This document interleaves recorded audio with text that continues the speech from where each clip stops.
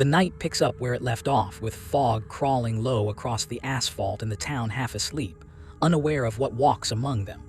A woman in pajama pants drifts barefoot down the middle of the street, eyes unfocused, breath slow.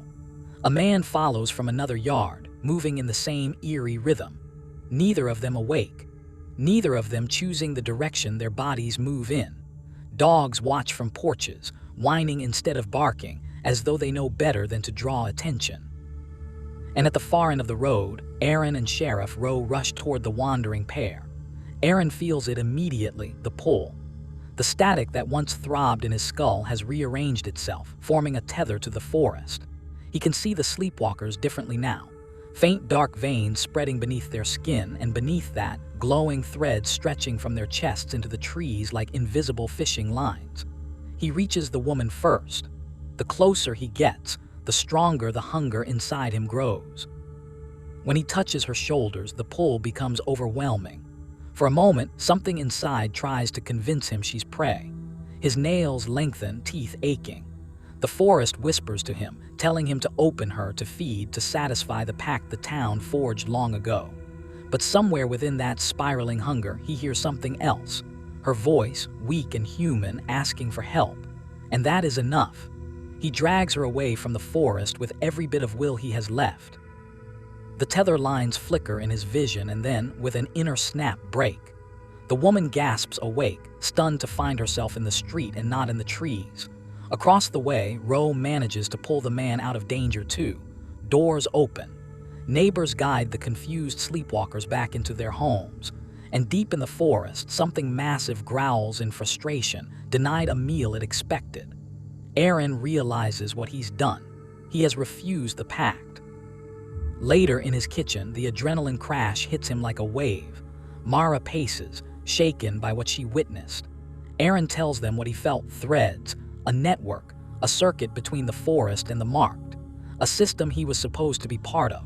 Rowe warns him that the pact never relied on kindness.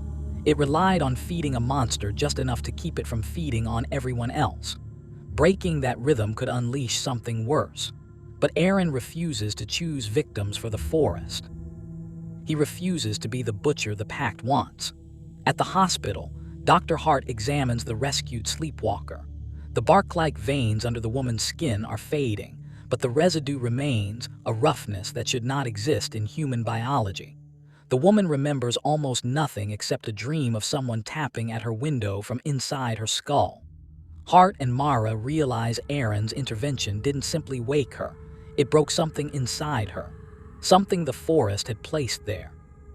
Meanwhile, Reverend Klein struggles with the truth he keeps buried. The dark lines beneath his own skin are spreading, twisting up his arms. When Mara confronts him, she discovers the awful reality. He too is becoming marked. To him, it's not a curse but an inheritance. If Aaron refuses the burden, the mark spreads to others, and Klein believes it is better he suffer than the unprepared. Mara calls it what it is, the consequence of a pact built on sacrifice. Across town, Caleb reviews footage from his cameras in the forest. The boundary between town and woods flickers like a glitching veil. Something massive presses against it, antlered and shifting. When Aaron snapped the tether, the forest recoiled. To Caleb, this is proof that Aaron is no longer just a vessel, he is leverage. And that leverage could either reinforce the boundary or destroy it entirely. At the hospital, Aaron submits to another blood draw. Hart studies the samples under the microscope and sees the filaments inside his blood have grown thicker, more active, branching like living roots. He is absorbing the mark from others, concentrating what was once diffuse, becoming the dam holding back a flood, a dam that cannot hold forever. Elsewhere, Silas and Ivy feel the ripples of what happened. They sense the pack's anger, its leash tightening, its hunger frustrated. But Silas is intrigued. Aaron's strength is growing in ways not seen since the original ritual, power-like that can break chains or forge new ones. Back at the church, a prayer meeting takes a dark turn. One of the parishioners suddenly convulses, bark veins erupting across her skin.